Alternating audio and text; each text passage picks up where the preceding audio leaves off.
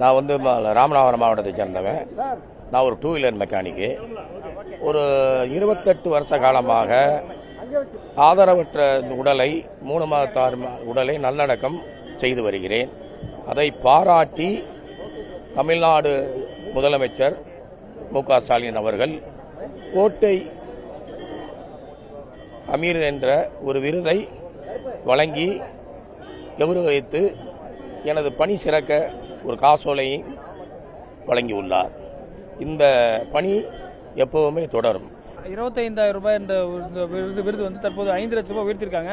குறிப்பா நீங்க வந்து அனைத்து கொரோனா காலத்திலேயும் உங்களுடைய பங்களிப்பு இருந்தா சொல்லி என்ன பண்ணீங்க? கொரோனா காலத்தில் 25,000 ரூபாய் இருந்த கோட்டை அமீருங்கிற விருதை 5 லட்சம் ரூபாய் உயர்த்திய தளபதி முதலமைச்சருக்கு மனமார்ந்த வணக்கத்தை தெரிவித்துக் கொள்கிறேன். நான் கொரோனா காலத்தில் பார்த்தீங்கன்னா பல உயிர்களை காப்பாற்றி விட்டுருக்கேன். பல இதுகளை நல்லடக்கம் செய்திருக்கிறேன்.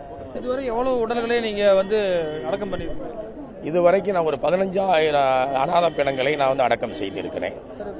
குறிப்பா வந்து அநாதைகள் பணம் இல்லாதவர்கள் கூட நீங்க அடக்கம் பண்ணிருக்கீங்க.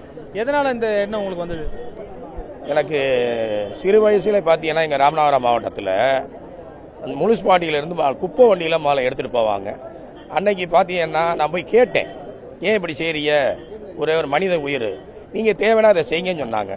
அன்னைக்கு ஒரு 28 வருஷத்துக்கு முன்னாடி இந்த பணியை கையில் எடுத்தேன். இன்ன வரைக்கும் நான் செஞ்சுக்கிட்டு இருக்கேன். இன்னமும் செய்வேன். என்னோட மண்ணுக்குள்ள வர வரைக்கும் இந்த பணி தொடரும். இதனால உங்களுக்கு செலவு இதெல்லாம் ஆகுது, இதெல்லாம் யார் பாப்பா சார்? நான் ஒரு 2 வீலர் மெக்கானிக்கு. அந்த வருமானத்தை வச்சு பண்ணிக்கிருக்கிறேன். என்னோட மச்சான் வந்து அப்துல் கக்குன்னு சொல்லிட்டு அவர் சில உதவிகளை எனக்கு பண்ணி கொண்டு இருக்கிறாரு.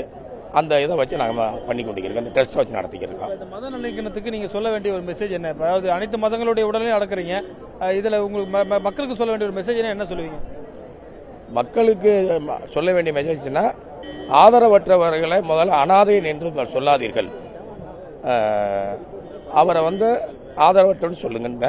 எப்போவுமே நான் அந்த சொல்லுவேன். இந்த சேவை தொடரும் சார். பல்வேறு விஷயங்கள் குறித்து நம்மிடம் பக்கத்திற்காக புதிய தலைமுறைக்காக ஒளிப்பதிவாளர் தினேஷுடன் ரமேஷ்.